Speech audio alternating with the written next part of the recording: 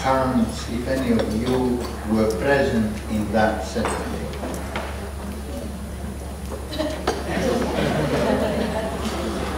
No. Well, that's good and maybe a little bit not good, because as the title of my presentation is, we have here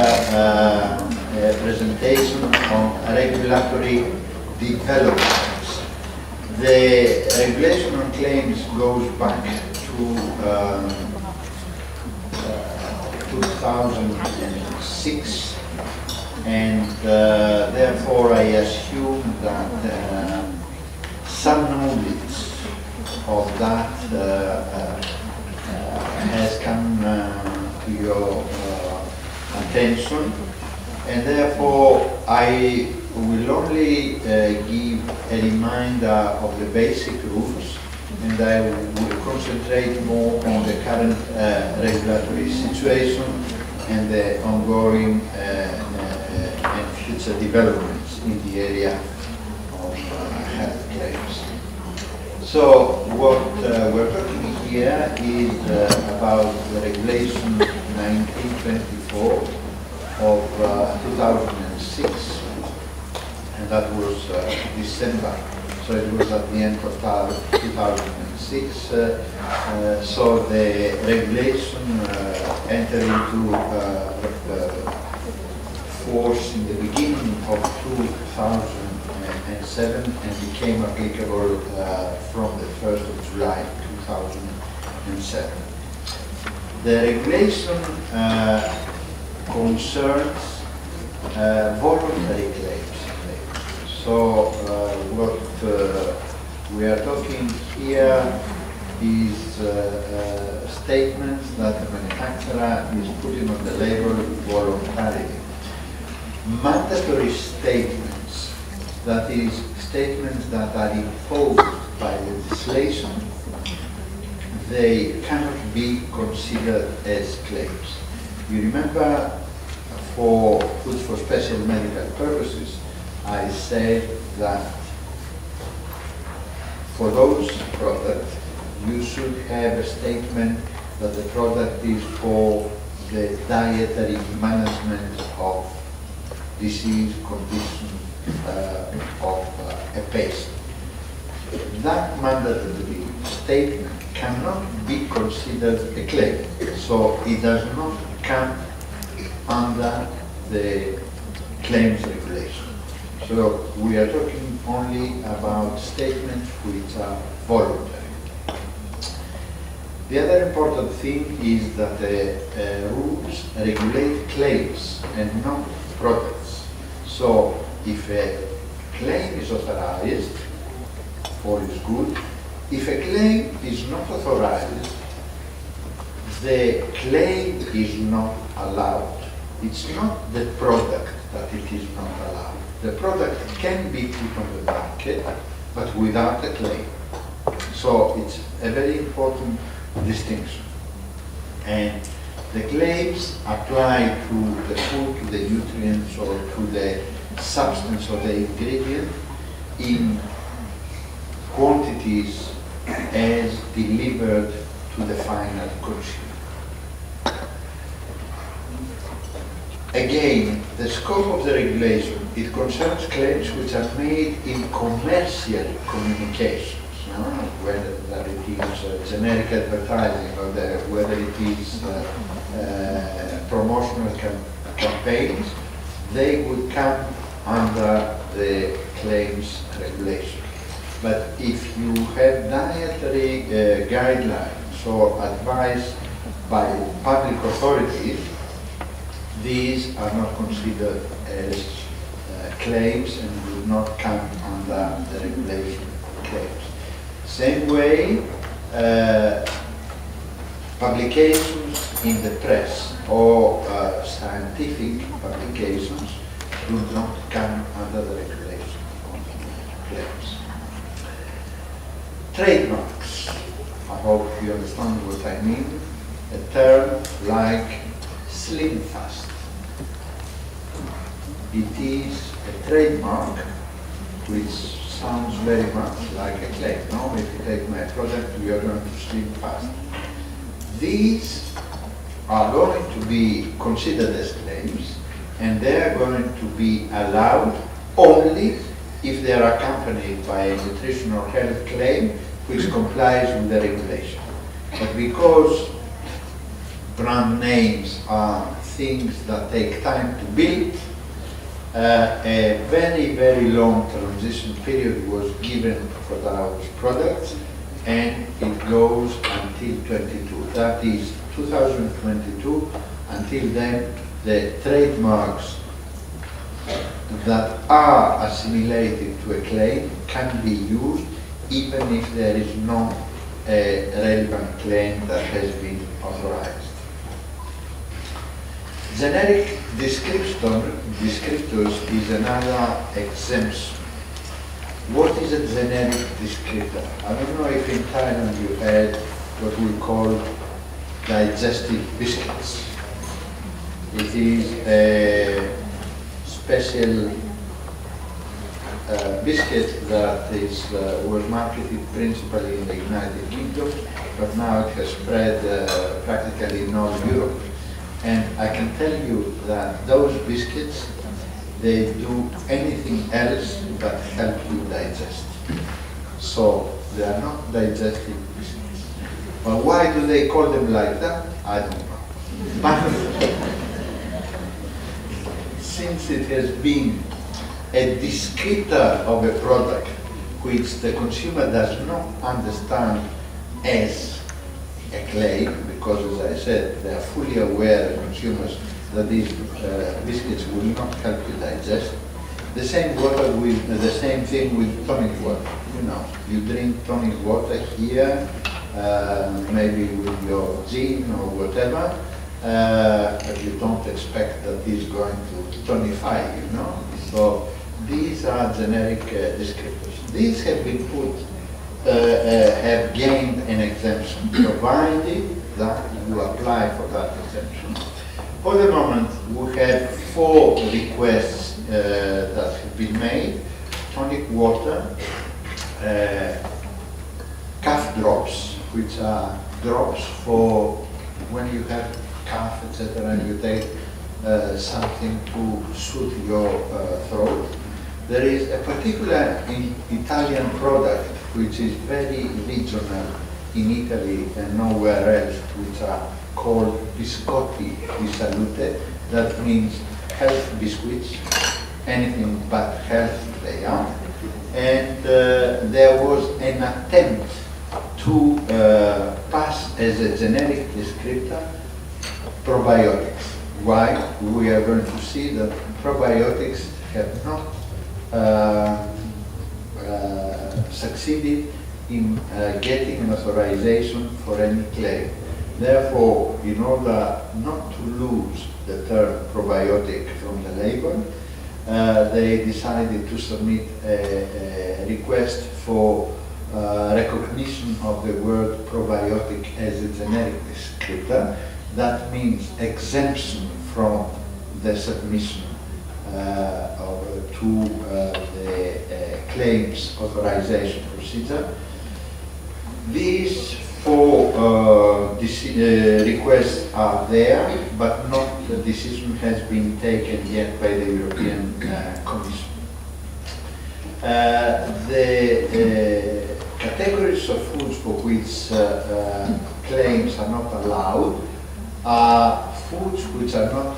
complying with nutrient profiles. We're going to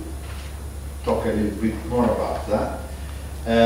Infant formula and foods for special medical purposes, as I already said, they are not allowed to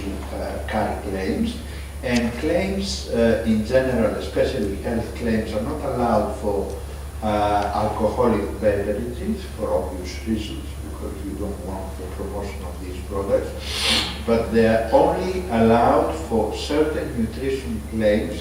which are referring to low alcohol level or to the reduction of the alcohol content or the reduction of the energy content. And that was particularly devised for beer, because you have beer that it is with reduced alcoholic content, and therefore you allow them to say that. For example, usually the beer is between 5 and you have some special beers that go up to 8, but reduced energy and reduced alcohol beer can go down to 2.5% volume. Therefore, you are allowing them to have that claim. Definitions, just very quickly, we have the definitions in the regulation for claims in general. So again, any message or representation which is not mandatory under community or national legislation and suggests or implies that the food has particular characteristics. And then you go into nutrition claims, that any claim which states, suggests or implies that food has particular beneficial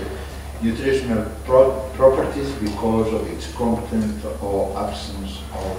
energy, nutrient or other substances. And that typical are high in vitamin C, source of fiber, etc., etc. A health claim is any claim that suggests, states, suggests or implies that the relations exist between a food category and health. And here you have calcium contributing to strong bones, or this substance contributes to strengthening your immune system, etc., etc. And then we come to a novelty in claims regulation. You know that for food it is not allowed to make any claim regarding treatment, cure or prevention of a disease. Are terms that are only reserved to medicines. But we, at the time, because I was there when this was being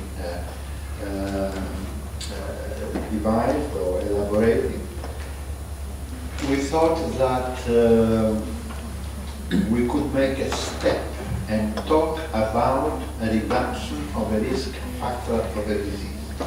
And this is something that in the United States, for example, we don't have that, but really health claims are considered risk of reduction of a risk factor for a disease. And here you have typical example is that this product, for example, phytosterols, will reduce cholesterol. Cholesterol is a risk factor in the development of cardiovascular disease. But you can never make a direct claim between the substance and the disease. So you cannot say phytosterols will reduce cardiovascular disease. You have to go the two-step. Reduction of cholesterol. Cholesterol is a factor of cardiovascular disease. Now, once you have a claim which is authorized, usually all operators can use it, provided they meet the general principles and specific conditions. These are specific conditions for the claim, but you have also general principles and conditions that apply to all claims, to nutrition claims, or to health claims. So in order to put your product on the market, you have to make sure that your product complies with all the conditions. And there is limited flexibility allowed for the wording because it has to reflect as much as possible the scientific evidence. Now, I said that usually all operators can use an approved claim, an authorized claim, but there are some exceptions in the case where an application has been submitted together with the request of protection of data. And these are unpublished data of studies that the applicant has produced for themselves. They present them to the European Food Safety Authority, and if the European Food Safety Authority decides that these data are absolutely necessary in order to authorize the claim, and if they did not exist, you would not be able to substantiate the claim, then these are considered as proprietary data necessary for the authorization of the claim, and they are protected for 5 years. What does it mean? You cannot use those data to prove the claim. But if you produce your own data to prove the claim, you can do that. So the claim is not protected, but the data are protected. It's very important.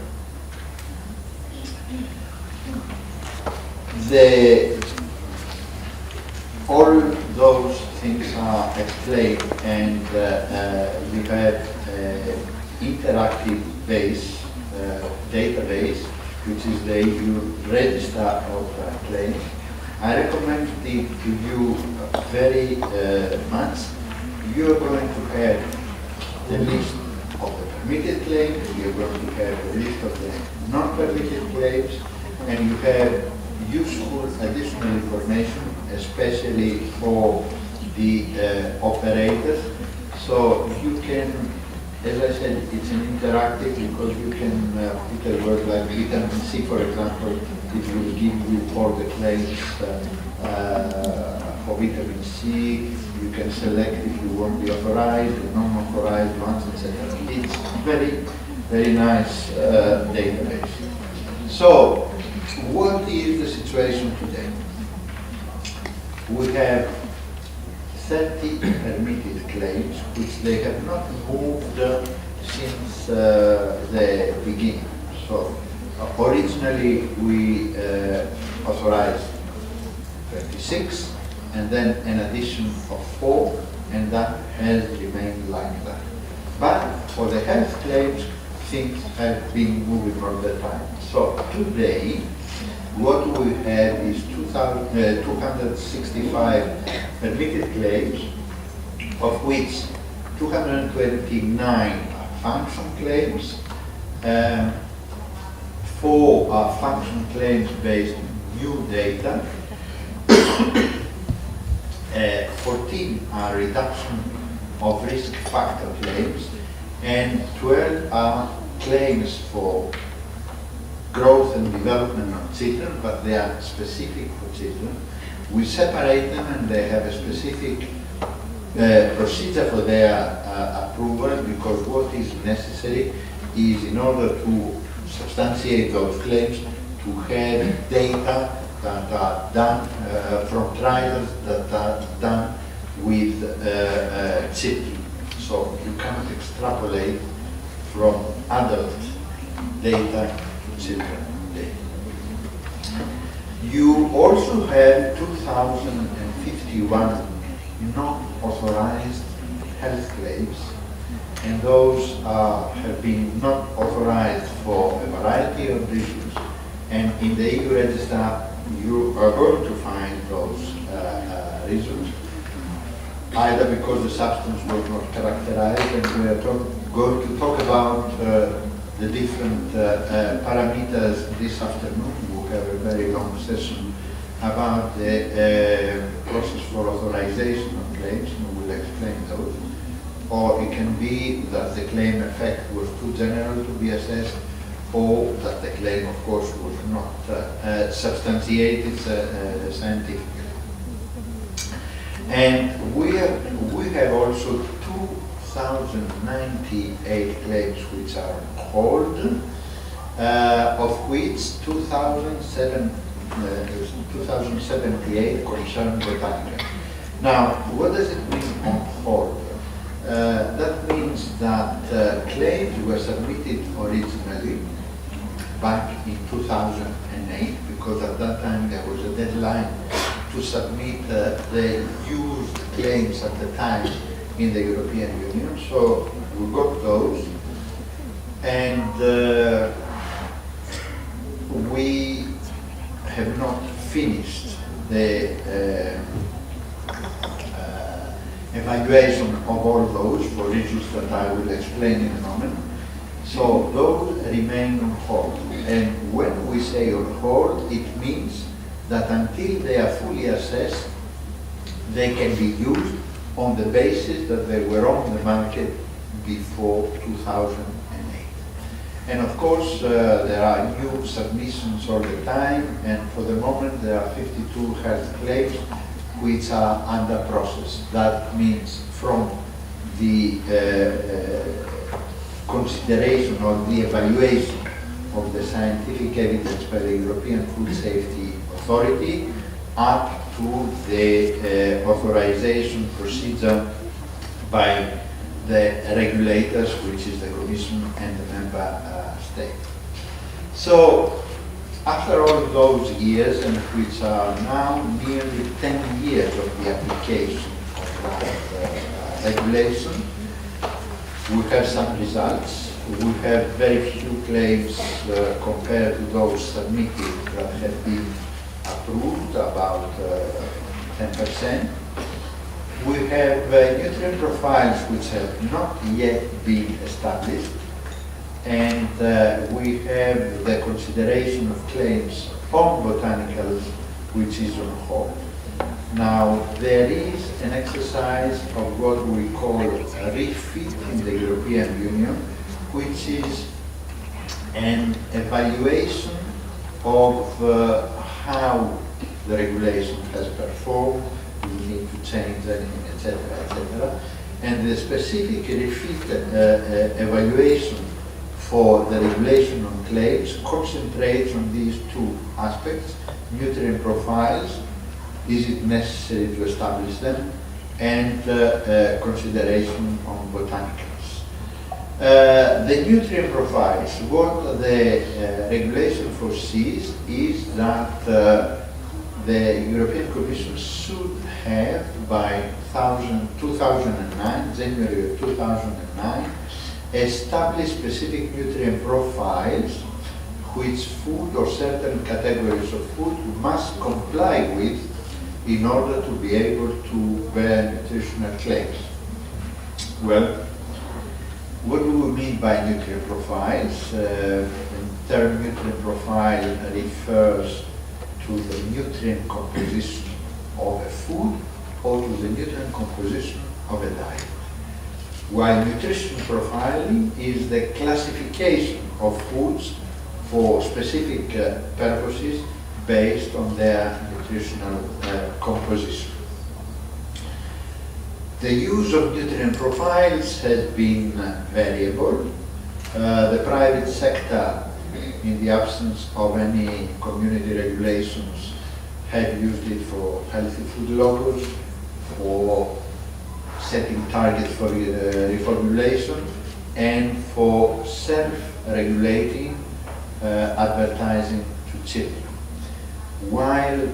national authorities also have used it for logos, and you have in Sweden, in Finland, in Denmark, and until some time ago in the Netherlands, some logos or the food choice, etc., but the Dutch authorities withdrew their support to that logo. The national authorities use it also for advertising, for setting limits to the foods that could be advertised to children. And recently, some interesting developments. It is used for determining the foods for which a tax is applied. And we have now more and more countries in the European Union, member states, that are applying a tax to foods containing high levels of sugar. But in the context of the European Union, the intention was to set nutrient profiles only for the purpose of controlling claims. Why it was considered necessary to do it at the time? Because health claims are considered to be a promotional tool that can mask overall nutritional status of a food. If you say this product has a high content of vitamin C, but at the same time it has a lot of sugar, a lot of salt, or a lot of fat, you give maybe a wrong impression about the overall nutritional quality of the product. And if you consider that health claims are a promotional tool for food, and I consider that they are, otherwise the food business operators would not scream about the restrictions that the European Union has imposed, then the nutrient profiles would be aiming to counterbalance this promotional effect. But this has been always a very controversial issue, not only technical but also political dimensions.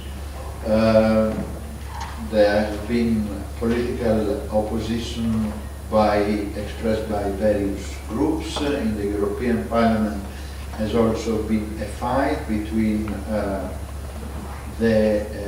those in favor and those against. The stakeholders vary the opinions. You have some sectors of the food industry, chocolate, biscuits, sweets, are opposed to setting nutrient profiles. But recently in the area of food business operators, we had in the European Union 5 big international companies that came out openly and called for setting nutrient profiles. I'm not sure if I can mention it, but why not? It was Nestle, it was Unilever, it was Danone, Mondelez, Pepsi Cola, and one more, and Coca-Cola. So there you are. They would like to have the nutrient profiles, but you have opposition from particular the Italian quarters, where they are afraid that Parmesan cheese and Parma ham would suffer because they will not pass the nutrient profile to make claims, etc., etc. So, and especially the small and medium enterprises are opposed to that, because the small and medium enterprises, they have a limited range of products. So if they cannot make a claims, they say that their products will suffer, while the big companies, they have such a wide range that if they lose some and they cannot make claims, they can gain them because they are good for the taste, etc., etc. So the controversy is still going on. Now, the claims for botanicals, the problem has been identified when, and we are going to talk about it more in detail in this afternoon, the golden standard of the European Food Safety Authority is that you have to have human clinical trials. Botanicals do not have any. They all rely on traditional use. But the claims regulation does not recognize traditional use as the sole source of scientific evidence in order to accept that. We are going to see that more in detail this afternoon. While in the medicines area, you have products which are called traditional herbal medicinal products, which can make a medicinal indication of use, which is the equivalent of a claim, on the basis only of traditional use. So, the food side came and they said, here is discrimination. You can use traditional use as the only source of evidence for the same substance when it's used as a traditional health medicinal product, but you cannot say the same thing on the basis of traditional use when you have a food supplement. It's not right. And there is a big debate now, and the refit exercise is considering. Basically, the options are: do we stick to the golden standard also of botanicals, and therefore practically all claims for botanicals will be rejected, or do we do something that will be specific for botanicals and recognize traditional use for them as the sole source of scientific evidence for making a claim? But member states in the European Union, if they were to go for that solution, they would like at the same time to regulate safety aspects, good manufacturing practice aspects, etc. So there is a much debate which is going on. And the European Commission has prepared a roadmap, has commissioned an external independent study, the end of which is expected, the report is expected at the end of the year. And then the European Commission, taking into account that report, will draft a working document which will have conclusions as to further action. There will be wide consultation, and if any concrete measures will be proposed. But that will take time, which I will put for any proposal for specific measures at about 18 months from now. So this is the situation as far as developments in the nutrition and health claims regulation. Thank you.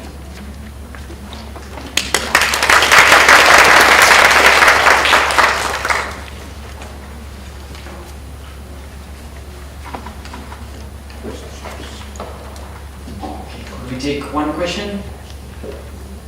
for now? No?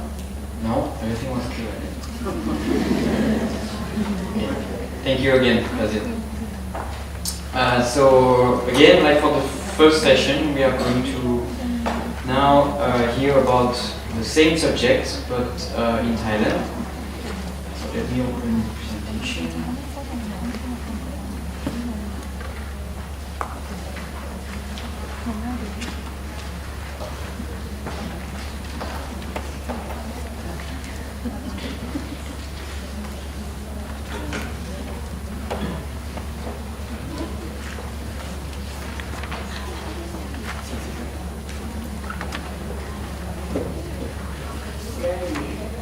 Informative and updated information on nutrition and health care in the EU. Thank you, Mr. Basi. Very excellent for us, you know, all the new information. ตอนนี้ขออนุญาตกลับมาที่บ้านเรา Nutrition and Health Care Regulation ของไทยนะโอ้ของเรานี่ประวัติยาวนานนะคะเอาไปแบบเร็วๆนะคะที่ทุกท่านน่าจะในวงแวดวงที่คุ้นเคยอยู่แล้วนะคะก็จะพูดถึงในเรื่องของ Nutrition and Health Care ก็ไปลงที่ Nutrition Library ก็จะเป็นในเรื่องของรูปแบบข้อมูลของสารอาหารต่อหนึ่งหน่วยบริโภคนะรูปแบบฟอร์มซึ่งมันจะประกอบด้วยในเรื่องของตัวฟอร์แมตนะคะแล้วก็คอนดิชันในการรูปแบบของการแสดงฉลากโภชนาการแล้วก็เงื่อนไขต่างๆที่เกี่ยวข้องในการแสดงฉลากโภชนาการนะคะอันที่สองก็จะเป็นในเรื่องของหน่วยบริโภคนะคะหน่วยบริโภคกลุ่มอาหารกลุ่มผลิตภัณฑ์และหน่วยบริโภคของผลิตภัณฑ์นะคะอันที่สามก็จะเป็นในเรื่องของปริมาณสารอาหารของคนไทยที่ควรจะได้รับใน1 วันนะคะพูดถึงเรื่องของแคลอรี่โปรตีนคาร์โบไฮเดรตว่าเท่าไหร่การกระจายตัวของพลังงานแล้วก็เมื่อมีอันนี้ทั้งหมดเรียบร้อยแล้วก็ถึงไครทีเรียในการที่จะ make nutrition claim นะคะหน้าตาของ format เราก็จะเป็นอย่างนี้พอเราพูดถึง1 หน่วยบริโภคนะคะ นะคะก็จะเป็นในเรื่องของตัว serving size ก่อนแหละนะคะว่ามี serving size กี่กรัมเนาะเราจะพูดถึงในเรื่องของสารอาหารต่างๆสารหลักวิตามินนะคะแล้วก็จะ compare กับปริมาณของcompare กับปริมาณของพลังงานที่ควรจะได้รับต่อวันนะคะต่างๆนะคะนี่ก็คือเป็น nutrition labeling ตั้งแต่ปี 2541 นะคะซึ่งในแบบฟอร์มอันนี้มันก็จะมีแบบเรียกว่าแบบเต็มกับแบบย่อนะคะ full format กับเป็น short format นะคะซึ่งอันนี้เราคุ้นเคยทุกท่านแล้วนะคะก็ตั้งแต่ปี 41 นะคะซึ่งในปี 41 นะคะเราก็อันนี้เราก็พูดให้เห็นว่าเรามีการแบ่งอาหารเป็น7กลุ่มนะคะแล้วก็มีการทำ serving size นะคะ7กลุ่มเราก็จะมีเรื่องของนมและผลิตภัณฑ์นมเครื่องดื่มนะคะเครื่องsnack food ขนมขบเคี้ยวนะคะแล้วก็พวกของหวานอาหารสำเร็จรูปผลิตภัณฑ์อาหารอบนะคะซีเรียลแล้วก็เทรนด์โปรดักต์นะคะแล้วก็อื่นๆนะคะซึ่งกำหนดปริมาณไว้เพื่อให้ทราบว่าปริมาณเนี้ยถือว่าเป็นการกินได้ใน1หน่วยบริโภคนะคะหรือ1 serving size นะคะอย่างเช่นนมนะคะหรือเครื่องดื่มก็200มิลลิลิตรนะคะแล้วเราก็มีการนำค่าในเรื่องของจัดทำเป็นค่า recommended ไทยนะคะ Dairy Intake ของไทย RDI เข้ามาจับนะคะเพื่อที่จะเป็นตัวจัดทำในเรื่องของปริมาณสารอาหารที่ควรจะได้รับต่อวันนะคะก็คือค่าต่างๆนะคะแล้วก็มีการทำในเรื่องของการเทรนเมื่อมีสารอาหารต่างๆแล้วมันก็มีการทำเทรนนะคะเนื่องจากว่าจะเป็นข้อมูลทางด้านของโภชนาการแล้วเนี่ยเราก็สามารถจะเอามาทำในเรื่องของการกล่าวอ้างได้ก็จะมีพูดถึงเรื่องของการกล่าวอ้างของสารอาหารนะคะ nutrient content grade นะคะว่ามีเยอะสูงต่ำนะคะอย่าง high fiber low fat อะไรอย่างเงี้ยแล้วก็จะเป็นการกล่าวอ้างของสารอาหารเปรียบเทียบนะคะเช่นมีโซเดียมน้อยกว่าหรือมากกว่ามีการลดโซเดียมนะคะก็อันนี้เป็นการเปรียบเทียบของสารอาหารของผลิตภัณฑ์ที่เป็นผลิตภัณฑ์ทำนองเดียวกันแล้วมีการลดนะคะมีการเพิ่มแล้วอันที่3ก็จะเป็นในเรื่องของการกล่าวอ้างนะคะในเรื่องของ nutrient function claim นะคะการกล่าวอ้างของหน้าที่ของสารอาหารนะคะซึ่งสารอาหารเราก็เป็นไปตามใน recommended dairy intake ก็คือสารอาหารที่เรามีอยู่ในประกาศบัญชีนะคะเบื้องต้นที่ได้กล่าวมาแล้วนะคะอันนี้ก็จะเป็นในเรื่องของ nutrient function claim นะคะในการทำฉลากโภชนาการในปี 2541 นั้นที่มีประกาศฉบับนี้ก็จะเป็นช่วงที่ผู้บริโภคเนี่ยเริ่มหันมาสนใจเกี่ยวกับเรื่องของสารอาหารและเราก็ยังไม่มีเกณฑ์ที่ชัดเจนนะคะไม่แน่ใจว่าในช่วงนั้นจะเป็นเรื่องของวิตามินซีสูงมันจะเป็นเท่าไหร่มันจะเป็นศูนย์นะคะมันก็เลยออกเกณฑ์มาเพื่อที่จะให้ได้ใช้อย่างทั่วๆกันแล้วก็เป็นไกด์ไลน์ให้ผู้ประกอบการนะคะอำนวยความสะดวกให้จัดทำนะคะถ้าต้องการใช้สารอาหารเป็นตัวเป็นจุดขายของผลิตภัณฑ์นะคะเพราะฉะนั้นจะเป็นการบังคับก็ต่อเมื่อการใช้สารอาหารกล่าวอ้างนะคะพูดถึงdefine ของกลุ่มคนนะคะแล้วก็ใช้ในการส่งเสริมการขายนะคะใช้อาหารคุณค่าของสารอาหารในการส่งเสริมการขายแล้วก็อีกอันก็เป็นเครื่องมือของ อย.ที่จะประกาศให้อาหารใดต้องแสดงฉลากโภชนาการนะคะอันนี้ในเรื่องของ nutrient content claim เนี่ยก็เราก็คุ้นตากันอยู่แล้วนะคะอันนี้เราก็จะไม่ให้ใช้คำว่าปราศจากหรือโลกับอาหารที่อาหารนั้นๆเป็นตามธรรมชาติเป็นคุณสมบัติว่าไม่มีนะคะหรือว่าต่ำอยู่แล้วนะคะอันนี้เราคุ้นเคยแล้วนะคะเราก็จะผ่านกันไปแบบไวๆนะคะก็เป็นในเรื่องของการเปรียบเทียบของการกล่าวอ้างนะคะระหว่างสารอาหารนะคะแล้วก็พลังงานของอาหารผลิตภัณฑ์ทำนองเดียวกับผลิตภัณฑ์เหมือนกัน2ผลิตภัณฑ์นะคะแล้วก็เป็นการพูดถึงเรื่องของ nutrient function claim นะคะซึ่ง nutrient function claim เนี่ยก็จะเป็นการกล่าวอ้างหน้าที่ซึ่งbased on ซึ่งใช้กับสารอาหารที่มีอยู่ในเฉพาะไทย RDI เท่านั้น only นะคะถ้าใช้เท่านี้นะคะ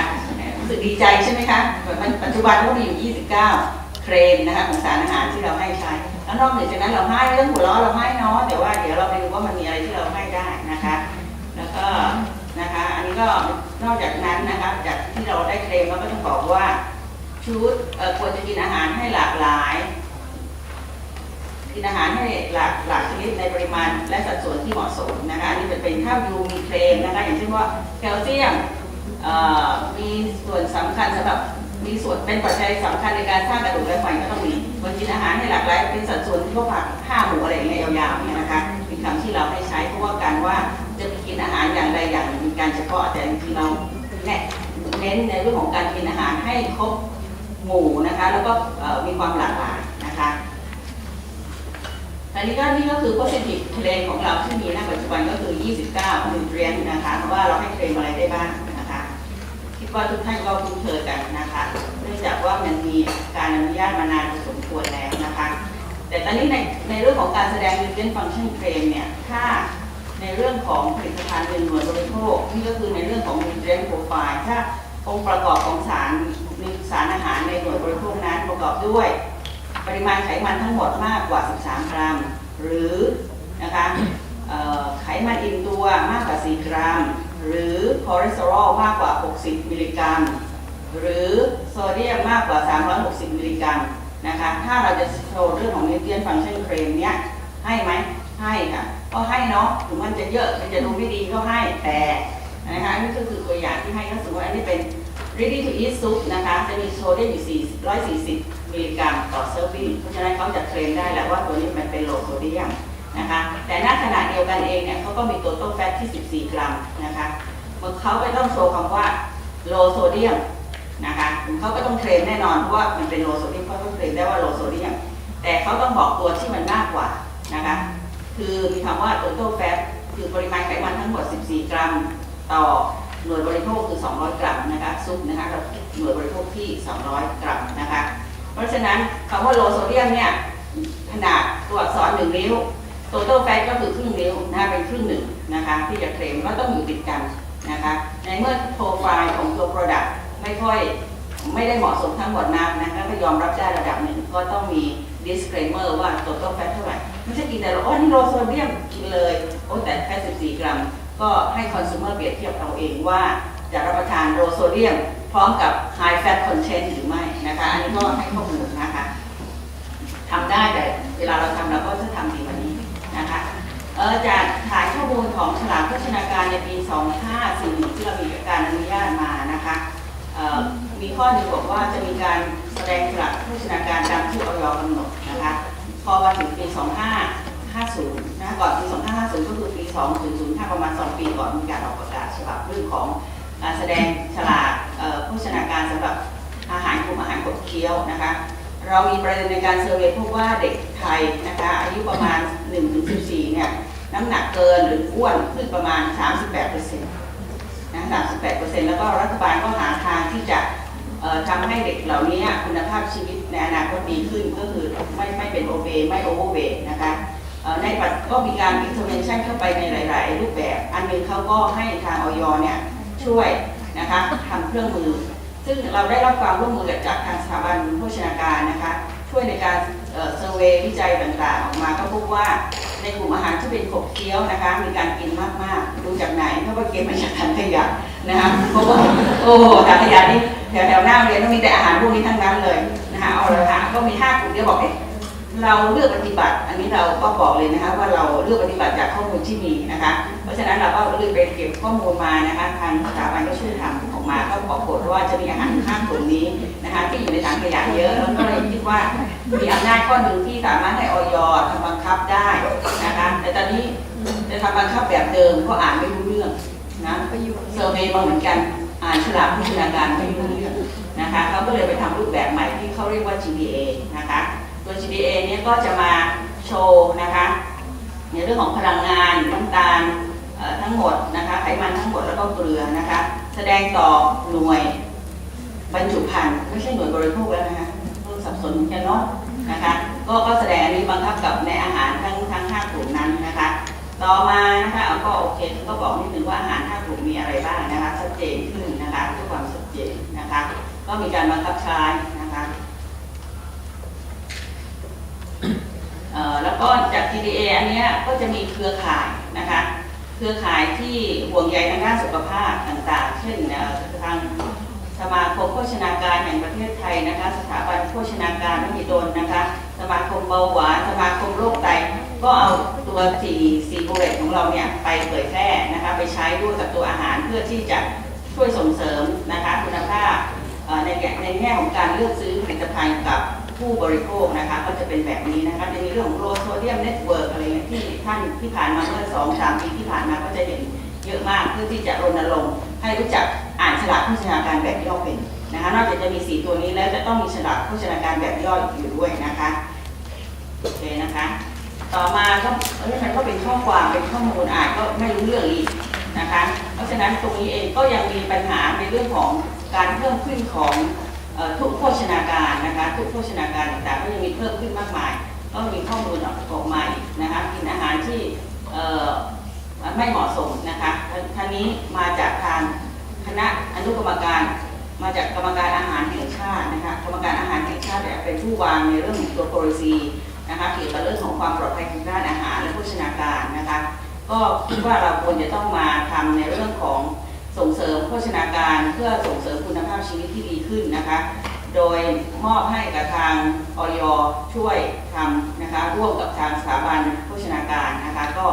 จัดทำภายใต้อนุกรรมการขับเคลื่อนยุทธศาสตร์นะคะที่เกี่ยวข้องกับอาหารและโภชนาการเพื่อคุณภาพชีวิตที่ดีขึ้นยาไม่มีนะคะชื่อนะคะนั่นชื่อคณะอนุกรรมการนะคะก็ออกมาเป็นประกาศในฉบับนี้เมื่อกี้ก็อ่านไม่รู้เรื่องแล้วช็อตเทอมก็ไปรู้เรื่องตอนนี้เรามาถึงลักษณะของการเป็นเขาเรียกอะไรคะเรียกอะไรนะโลโก้กราฟิกอะไรสักอย่างเนาะโลโก้นะเราเรียกว่า healthier choice นะคะซึ่งอันนี้ก็เลยบอกว่าhealthier choice เขาบอกนะคะว่าสีส้มหมายถึงความเข้มแข็งสีเขียวหมายถึงความเป็นธรรมชาติสีเหลืองหมายถึงความสีน้ำเงินหมายถึงความสดใสนะเป็นโลโก้ก็เป็นแล้วก็จะมีชื่อของกลุ่มอาหารแล้วก็มีคำว่า healthier choice นะคะเราอยากจะใส่อะไรก็ใส่ได้หรือไม่ใช่ค่ะทางสถาบันโภชนาการนะคะเขาก็มีการคิดในเรื่องของ nutrient profile นะคะก็คือส่วนประกอบของสารอาหารกับผลิตภัณฑ์นั้นๆอย่างเช่นเครื่องดื่มก็จะมีโปรไฟล์แบบนึงในเรื่องของเครื่องปรุงรสก็จะมีเรื่องของ nutrient profile แบบนึงผลิตภัณฑ์นม instant food นะคะเป็นอาหารกึ่งสำเร็จรูปนะคะอาหารที่ใช้กินแทนมื้อ1 มื้อนะคะพวกไอศครีมพวกสแน็คนะคะแล้วก็น้ำมันและไขมันนะคะซึ่งตรงนี้ก็มีการวางในเรื่องของ nutrient profile ไว้เพื่อให้เข้าสู่กระบวนการว่าถ้าจะโชว์สัญลักษณ์นี้ท่านจะต้องทำอย่างไรนะคะก็มีการกำหนดในเรื่องของสารอาหารแล้วถ้าขณะนี้เองเนี่ยอยู่ในเรื่องของช่วงของโปรโมชั่นนะคะก็ติดต่อได้ที่สถาบันโภชนาการนะคะถามข้อมูลได้เกิดท่านจะได้โลโก้อันนี้เพิ่มตอนนี้ท่านเห็นในโฆษณาของไวตามิลไหมคะตอนนี้เห็นนะคะซึ่งอันนี้ก็จะเห็นว่ามันจะเป็นอันนึงที่ทำให้ส่งเสริมนะคะผู้บริโภคได้เลือกซื้อนะคะอาหารผลิตภัณฑ์อาหารที่มีในเรื่องของสารอาหารที่เหมาะสมหรืออย่างนี้แล้วกันนะคะมีสารอาหารที่เหมาะสมนะคะขณะนี้ก็ทางมีการสถาบันโภชนาการนะคะก็มีการอนุญาตผลิตภัณฑ์ทั้ง8กลุ่มนี้ทั้งหมดแล้ว276ผลิตภัณฑ์นะคะเป็นเครื่องดื่มก็216นะคะเครื่องปรุงรส9เป็นขนมขบเคี้ยว3แล้วก็เป็นผลิตภัณฑ์นม43แล้วก็เป็นอาหารกึ่งสำเร็จรูป5รายการถ้าเราไปหาดูว่ามีไหมคะคิดว่าขนาดนี้มันยังไม่ค่อยร้อนเนื่องจากข้อที่1ฉลากเริ่มเหลือเยอะขอรออีกนิดนึงนะอันนี้นี่ได้ไปแล้วนะคะแต่ว่าเท่าที่เราไปเซอร์เวย์ก็ไม่ได้มีเยอะอย่างนี้เพราะว่าเขามีติดเรื่องของฉลากเดิมนะคะยังอยู่ระหว่างทำสูตรให้มันปรับไปเล็กน้อยเพื่อให้มันได้เครื่องหมายนี้นะคะแต่คิดว่าอนาคตอันใกล้ท่านก็คงได้เห็นแล้วก็ในฐานะคอน sumer ก็ลองเลือกดูว่ามันยังอร่อยเหมือนเดิมไหมแล้วฟีดแบ็กไปที่คณะ nutrition promotion ด้วยนะคะแต่คิดว่าอร่อยเหมือนเดิมค่ะนะคะก็จะเป็นความเป็นมาในเรื่องของตัว nutrition labeling นะคะก็เรื่องของ nutrient function claim นะคะซึ่งจะต่อมาถึงเรื่องของ health claim guidance นะคะหรือว่าหลักการข้อแนะนำเกี่ยวกับเรื่องของการกล่าวอ้างทางด้านโภชนาการนะคะซึ่งอันนี้จริงๆแล้วเนี่ยอย.ได้มีการทำร่างการกล่าวอ้างทางด้านสุขภาพมาตั้งแต่ปี 40 นะแล้วมันก็เก็บเอาไว้ก่อนเนาะเพราะว่าทำออกมาแล้วมันมีปัญหาเยอะมากเพราะ nutrient function เพราะเรื่องของ health claim เนี่ยมันไม่ได้เป็นอะไรที่เป็นเรียกว่า vertical นะแต่มันเป็น horizontal ในมุมกว้างมากเลยแล้วก็กระทบอะไรกับสิ่งหลายๆอย่างนะคะรวมทั้งเรื่องของ supportive agent เราต่างๆนะคะก็อาจจะมีในเรื่องของความพร้อมนะคะแล้วก็มีเรื่องอื่นที่น่าทำมากกว่ามีเรื่องเร่งด่วนนะคะก็มีการหยิบขึ้นมาปรับปัดฝุ่นจนกระทั่งออกมาเป็นไกด์ไลน์นะคะเพราะยังไม่ได้เป็นประกาศแต่ว่าเพื่อเป็นแนวทางนะคะให้กับผู้ประกอบการนะคะได้ไปจัดทำในเรื่องของการกล่าวอ้างทางสุขภาพแต่นี้ก็นิยามของคำว่า health claim ก็คือในเรื่องของการแสดงรูปภาพสิ่งประดิษฐ์เครื่องไม้ต่างๆข้อความบนฉลากนะคะซึ่งแสดงความสัมพันธ์ระหว่างอาหารและส่วนประกอบอาหารนะคะหรือสารอาหารกับสุขภาพนะคะไม่ว่าทางตรงหรือทางอ้อมหรือเป็น health claim หมดนะคะซึ่ง health claim ของเราเนี่ยก็สอดคล้องกับไกด์ไลน์ for use of nutrition and health claim ของ Codex นะคะซึ่งแบ่งกลุ่มในการกล่าวอ้างเป็น3เลเวลเป็น3ระดับนะคะก็คือ nutrient function claim เมืองไทยมีแล้ว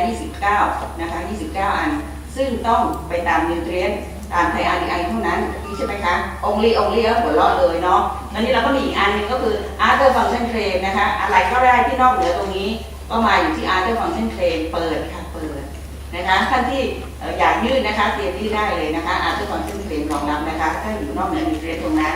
แล้วก็อันสุดท้ายก็คือเรื่องของการลดความเสี่ยงของการเกิดโรคนะคะ reduction of disease risk claim นะคะก็จะคล้ายๆกับนิยามนะคะที่ได้บอกมาแล้วนะคะ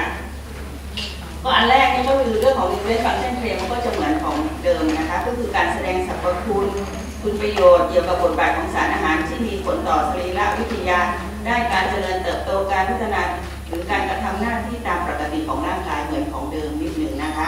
other function claim อันนี้ก็จะเป็นการแสดงสรรพคุณหรือคุณประโยชน์ที่เฉพาะเจาะจงของการบริโภคอาหารหรือส่วนประกอบอาหารในลักษณะของกินอาหารทั้งหมดนะคะเพื่อให้ร่างกายทำหน้าที่ได้ตามปกติหรือดีขึ้นนะคะหรือปรับเปลี่ยนสภาวะทางสุขภาพนะคะอันนี้ก็ว่าอีกนิดนึงแต่สามารถนอกเหนือจากเรื่องนิวเทรียนที่เรามีอยู่นะคะอันที่3ก็จะเป็นในเรื่องของการลดความเสี่ยงนะคะก็จะเป็นการแสดงสรรพคุณประโยชน์ที่เกี่ยวข้องกับการบริโภคอาหารหรือส่วนประกอบอาหารในบริบทของอาหารทั้งหมดเพื่อลดความเสี่ยงของการเกิดโรคลดความเสี่ยงของการเกิดโรคนะคะหรือสภาวะใดๆที่เกี่ยวข้องกับทางสุขภาพตอนนี้ความเสี่ยงนะคะความเสี่ยงก็คือการเปลี่ยนแปลงปัจจัยหลักของความเสี่ยงนะคะที่ทำให้เกิดโรคนั้นหรือสภาวะที่เกี่ยวข้องกับสุขภาพนั้นๆอย่างมีนัยสำคัญนะคะความเสี่ยงเราก็จะมีลักษณะคล้ายๆกันนะคะเพราะฉะนั้นตรงนี้ก็จะเป็นในเรื่องของตัวอย่างของคำกล่าวอ้างในแต่ละกลุ่มนะคะซึ่งอันนี้ก็จะมีข้อมูลให้ดูนะคะเสร็จแล้วมันก็จะมาถึงในเรื่องของเกณฑ์ในการกล่าวอ้างนะคะแน่นอนเลยอันแรกผลิตภัณฑ์นะคะผลิตภัณฑ์ที่จะมากล่าวอ้างก็ต้องปลอดภัยแล้วก็มีคุณภาพมาตรฐานสอดคล้องคือส่วนใหญ่ถ้าเป็นผลิตภัณฑ์ออกมาเป็นผลิตภัณฑ์สำเร็จรูปแล้วอย.ก็จะมีมาตรฐานของผลิตภัณฑ์เนี่ยกำหนดไว้อยู่แล้วอันนี้จะต้องสอดคล้องกับคุณภาพมาตรฐานนะคะอีกอันนึงก็คือแน่นอนเลยคุณต้องรู้ว่าคุณจะกล่าวอ้างตัวนั้นสารนั้นมีอยู่ไหมมีอยู่ปริมาณเท่าไหร่วิเคราะห์ได้เปล่าจะทำในเรื่องของ stability ของสารสำคัญสักนิดหนึ่งนะคะเนี่ยแม้ว่า end of shelf life ของตัว product มันยังอยู่แต่สารสำคัญมันอาจจะไม่อยู่แล้วก็ได้เนาะนะคะอย่างเช่นแบบว่าเผื่อว่าเป็นสมุนไพรแล้วกันถ้าตัวอื่นมันยังอยู่ได้นะคะเพราะฉะนั้นตรงนี้เองก็จะมีประเด็นว่าถ้าคุณมั่นใจว่าทำทุกสิ่งอย่างตรงนี้มีแล้วเนี่ยต่อไปก็รู้ว่าสารที่มีอยู่เนี่ยมันมีคุณประโยชน์ต่อร่างกายณปริมาณคอนเทนต์ที่มันมีตรงนี้อาจจะจากการรีวิวข้อมูลต่างๆนานาแล้วเห็นว่าโอเคเล่นเรื่องของเฮลท์เคลมแน่นอนก็จะต้องมีการซัพพอร์ตในเรื่องของหลักฐานที่น่าเชื่อถือทางด้านวิทยาศาสตร์มานะคะที่จะมากล่าวอ้างเรื่องของเคลมนั้นที่มีส่วน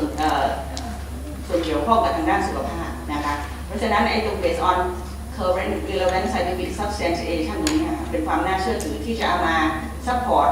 และจะกล่าวอ้างได้แต่อย่าลืมว่ามันต้องสารนั้นมันต้องมีอยู่จริงนะมีอยู่ปริมาณเท่าไหร่นะ end of shelf life คุณก็ต้องมีด้วยนะซึ่งตรงนี้มันก็จะเป็นอะไรที่มันก็เป็นสิ่งที่จะต้องมีข้อกำหนดนะคะแล้วรู้วิธีวิเคราะห์ที่ชัดเจนนะคะอันนั้นคือประเด็นปัญหาของอย.เหมือนกันเพราะว่าในเรื่องของวิธีวิเคราะห์ในบางครั้งในประเทศเรานะเมื่อตอน 40 นั้นทำเซอร์เวย์หาผู้วิเคราะห์สารสำคัญไม่ได้เหมือนกันนะคะเพราะฉะนั้นอันนั้นก็เป็นประเด็นนะคะแต่จริงๆบอกว่าเทคโนโลยีเนี่ยเดี๋ยวนี้ในเรื่องของเครื่องมือเนี่ยได้เมธอดมีสแตนดาร์ดมาทำได้นะคะเพราะฉะนั้นอันนี้ท่านก็เตรียมทำนะคะและนี่คอนดิชันของการเงื่อนไขในการกล่าวอ้างเนี่ยเรื่องของการเคลมเกี่ยวกับเรื่องของผลประโยชน์เนี่ยต้องมาจากมีเงื่อนไขว่าต้องมาจากการบริโภคนะคะในปริมาณของอาหารนั้นที่เป็นปริมาณที่ต่อบริโภคจริงๆไม่ใช่มากินนิดนึงหรือต้องกินแบบ10 เท่าของที่กินปกติจะได้มันก็ไม่ใช่นะคะแล้วก็อยู่ในลักษณะของรูปของอาหารที่เรียกว่า healthy diet นะคะก็ไม่มีตัวโฟแบสหรืออะไรต่างๆที่มันสูงเกินไปนั้นเราก็ไม่ให้อยู่แล้วนะคะแล้วก็ไม่ใช่ว่าประโยชน์เนี่ยมันเกิดจากการกินต้องกินแบบผสมกันนะคะคือมันต้องกินตัวใดตัวหนึ่งเพียวๆไม่ใช่การเอามามิกซ์กันแล้วเพื่อให้ได้ประโยชน์ตามที่กล่าวอ้างนะคะนี่ก็คือเงื่อนไขนะคะ ที่มีการกล่าวอ้างนะคะอันนี้ก็มีเงื่อนไขนิดนึงเขาบอกว่าถ้าหน่วยบริโภคของอาหารนั้นมีไขมันนะคะไขมันทั้งหมดมากกว่า 13 กรัมหรือนะคะไขมันอิ่มตัวมากกว่า 4 กรัมหรือคอเลสเตอรอลมากกว่า 60 มิลลิกรัมหรือโซเดียมมากกว่า 360 มิลลิกรัมอันนี้เราไม่อนุญาตให้กล่าวอ้าง after function claim หรือ reduction of disease claim นะคะคือระดับ 2 ระดับ 3 นะคะเลเวลนี้forget it นะคะลืมไปเลยนะคะไม่ต้องมายืนนะคะถ้าเป็นแบบนี้แล้วไปปรับก่อนไปขอ healthier choice ก่อนนะคะแล้วค่อยมาคุยกันนะคะโอเคนะคะขอบคุณค่ะ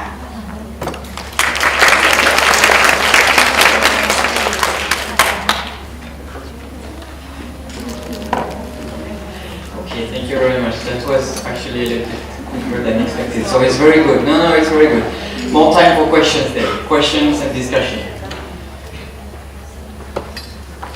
Over there. Basil, maybe could you please join us on the stage? So if there is a question for you also.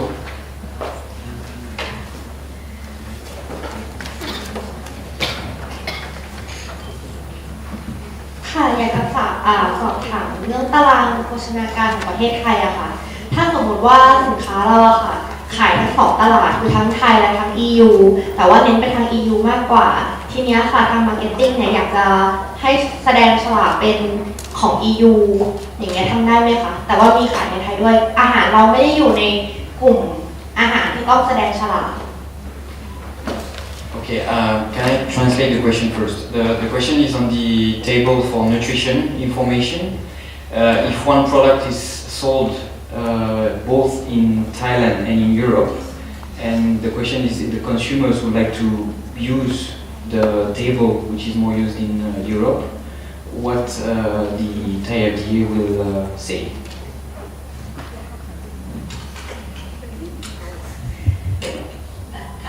เนื่องจากว่าฉลากโภชนาการของเราเนี่ยไม่ได้เป็นการบังคับถูกไหมคะแต่ว่าท่านแสดงและขายในประเทศไทยก็ต้อง follow ในเรื่องของกฎไทย RDI ตอนนี้ในเรื่องของทาง EU อะค่ะเรื่องของ nutrition labeling ของเขานะมันไม่ได้ต่อ serving เนาะมันเป็นต่อ100 กรัมหรอกต่อ100 ml เนี่ยค่ามันไม่เท่ากันอยู่แล้วนะคะนั่นก็เป็นประเด็นตอนนี้ถ้าจะใช้ทั้ง2ประเทศเนี่ยก็คิดไม่ออกเหมือนกันค่ะจะโชว์ทั้ง2อันก็คงจะแบ่งๆเนาะแต่ว่ามันก็เนื้อที่ของตัวฉลากมันอาจจะไม่เพียงพอที่จะให้ทำนะคะแต่ถ้ายังไงท่านก็น่าจะต้องตัดใจละค่ะนะทำทั้ง2อย่างหรือไม่ก็จะโชว์ทั้ง2อันเนี่ย consumer confuse แน่นอนเนาะ confuse อันนึงเป็นอันนึงกิน30 กรัมก็คือสมมติเราโดดบริโภค30 กรัมไปนั่นเป็น100 กรัมเป็นทั้งหมดนี้นะเดิมตอนที่เราทำเซอร์เวย์เนี่ย consumer ก็ confuse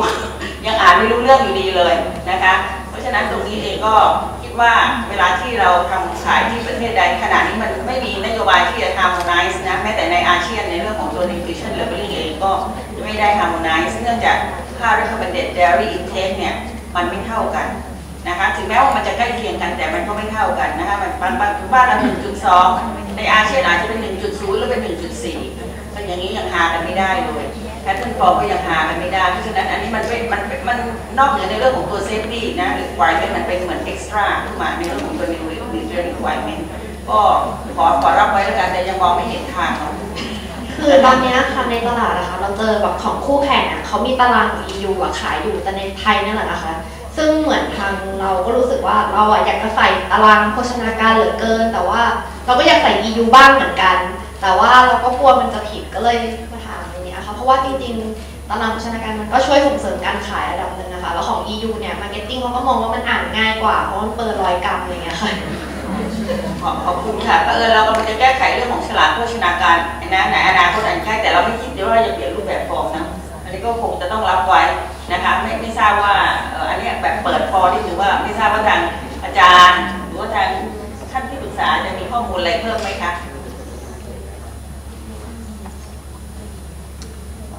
Well, I have a very good idea of what you said because, of course, Thai I have to rely for translation. So maybe we could deal with the questions and answers in English. But there are benefits or advantages and disadvantages for both schemes I think that the per 100 gram is the one that can be most comparative among different foods. As exactly I think you said, portions can vary, and therefore the European legislation foresees eventually going towards portion declaration, but provided that the portions are somehow fixed. I mean, if you take things like cereals, you have information that suggests the portion is 30 grams, others that are 40, others 45.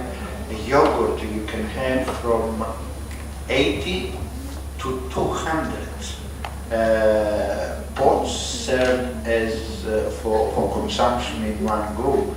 So giving the information per portion is a little bit difficult for consumers to compare foods. And sometimes food business operators take into use this in order to play a little bit with the portions of their product in order to make it more attractive for the consumer. So, as I said, merits, at least in the European Union, we allow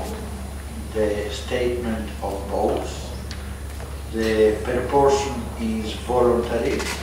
the mandatory is the per 100 gram. And as I said, it is foreseen some harmonization of portions, but that is a little bit far away. It would be more an initiative we have, at the time that I was there, we had asked the manufacturers to get together and decide the portion sizes, whether it is for cereals, whether it is for yogurt, etc. But there are difficulties, as I said, for them to do that. ขออนุญาตประชาสัมพันธ์นิดนึงพอดีเรากำลังจะมีการแก้ไขปรับประกาศในเรื่องของฉลากโภชนาการนะคะในประเด็นปัญหาที่มันมีความต่างกันระหว่างกฎหมายของแต่ละประเทศเนี่ยถ้าท่านผู้ใดมีข้อคิดเห็นที่คิดว่าในการปรับบางส่วนแล้วมันจะดีขึ้นสามารถใช้ practical ได้มากขึ้นก็ส่งข้อคิดเห็นมาที่สำนักอาหารเพิ่มเติมได้นะคะเนื่องอยู่ระหว่างการที่เรากำลังจะรวบรวมข้อมูลเพื่อทำการปรับข้อมูลในเรื่องของตัวฉลากโภชนาการหากคิดว่าอันนี้มันน่าจะดูดีคือเสนอเข้าไปก่อนนะคะแล้วเดี๋ยวเราคงต้องมาดูกันว่ามันสามารถจะไปแมทช์กับตัวสิ่งที่มันเป็นกฎระเบียบได้หรือไม่นะคะแต่ถ้าท่านไม่เสนอเลยเราก็ไม่มีข้อคิดเห็นไม่รู้นะคะแล้วก็ข้อคิดเห็นของท่านก็อาจจะเป็น Q&A ให้สำหรับในการแก้ไขเรื่องของฉลากโภชนาการนะคะในอนาคตได้ด้วยค่ะขอบคุณค่ะ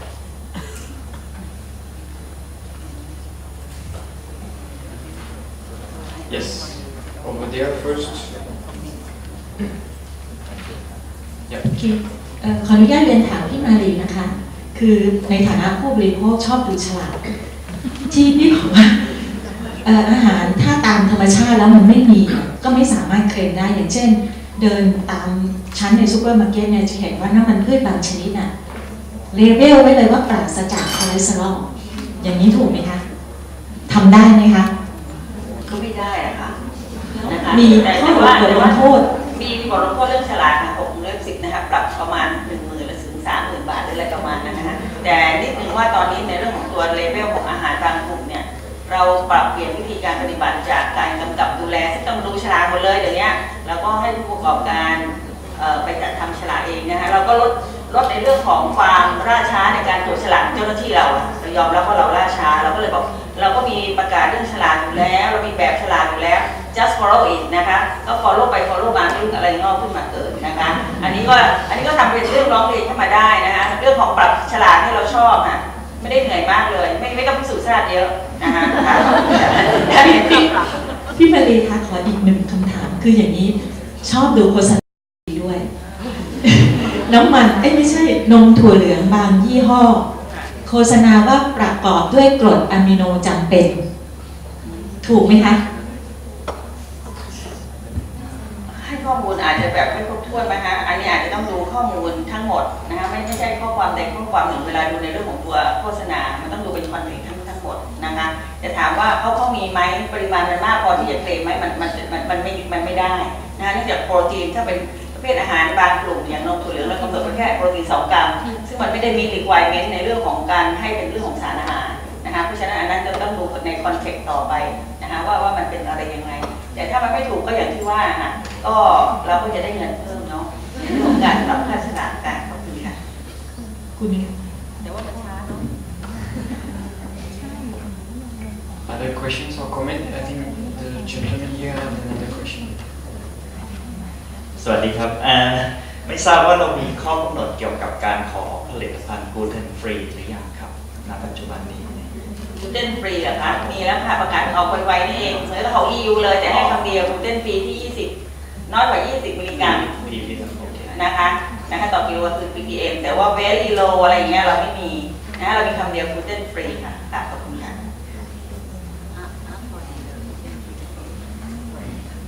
Since we have limited time, may I go back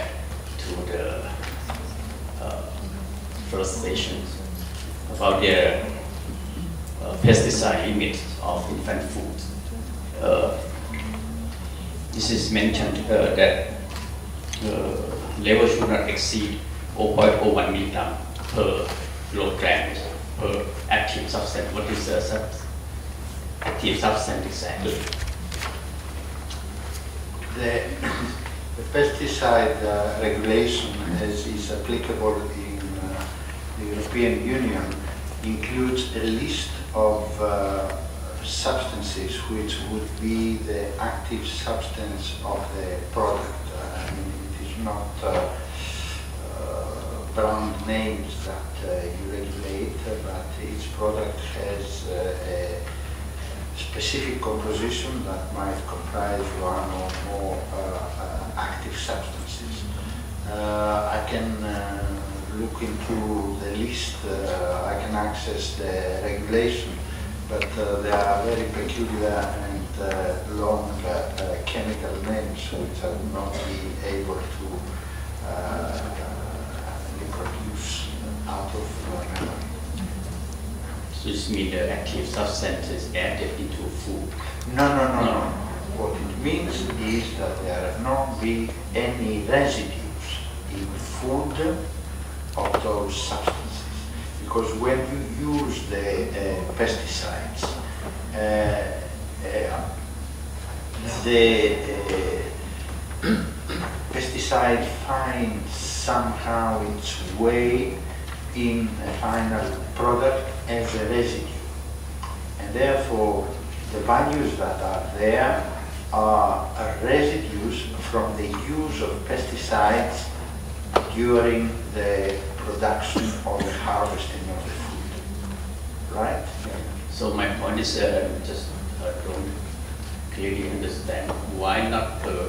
for example products, because I'm not sure when you say active substance, there may be so many active substances. In practical points of view, I mean, it means if I want to check this, I have to check many active substances. Yes. But because otherwise you would limit, let's say, the products. I don't know how this could be done, because as I said, I'm not an expert in pesticide, in plant protection products, but they can be complex products containing more than one active substance, because they aim at a different, whether it is to protect from this or the other undesirable product that grows together with the crop. As you have, for example, cereals, you have a lot of other, how you say, always weeds, yes, which grow in the field. And therefore, you have to put some selective, to apply a selective spraying in order to kill that weed or the other weed, or maybe it is also to kill parasites or animals that would attack the roots or they would attack the stems, etc. of the cereals. So you can have a complex product. You don't want to limit the different combinations. What you are interested is that these all the other substances, which are components, potential components of that product, are limited in the final product. That's why you do it in that way. You want to add anything? I understand. This mean active substance actually is a chemicals, Yeah. different chemicals in pesticide, not active substance that you, for positive sense of food. Actually, this is chemicals used. Chemicals, in yes, yes, yes.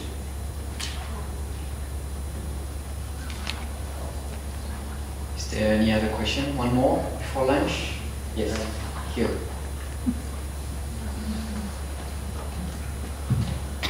Is there any specific guidelines regarding the scientific substantiation and the terms that allow to be used in the health claim? Like, for example, do we need like meta-analysis in order to put the word as may reduce the disease, something like that? Or if the level of evidence was like lower, or the amount of evidence was lower, maybe the term like might or may, something like that should be allowed. I would ask you to be patient and put that question this afternoon, because we have 1 hour and a half of talking about substantiation and about wording, etc. So I recommend you don't eat very heavily during lunch, because I don't want you to fall asleep, because 1.5 hours from the same person is going to be Yes, Basil, you didn't mention what happened to one category of dietetic food, which is the food for sportsmen or whatever they were exactly called. So what happened to that category? Well, that was a category that did not, well, it existed on the market, but it was not regulated by anything specific, any specific rules under the previous regime. And in the new,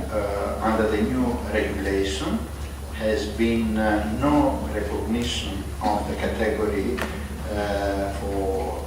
foods for sportsmen, as we call them, as such. But it was decided that the category would, or products that were supposed to belong to that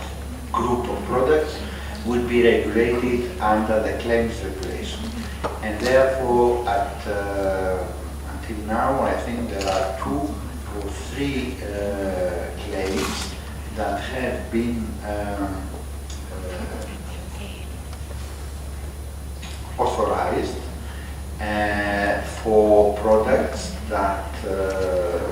have some effect on performance, etc. It is particularly products that have a combination of carbohydrates and certain electrolytes, that is some minerals that are formulated where studies have been presented that they have an effect on speedy recovery of the muscle fatigue after prolonged exercise. So this is regulated now under the claims regulation, in the sense that if you want to claim something specific for a product that is suitable for that or the other reason for sports people, you have to make a case, present a dossier, have the necessary studies for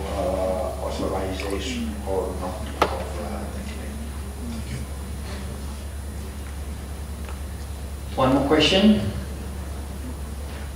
I was told there's a big traffic jam in front of the lift, so please, if you have any doubts, any concern, please raise it now, because you won't be able to go down to the restaurant anyway. So.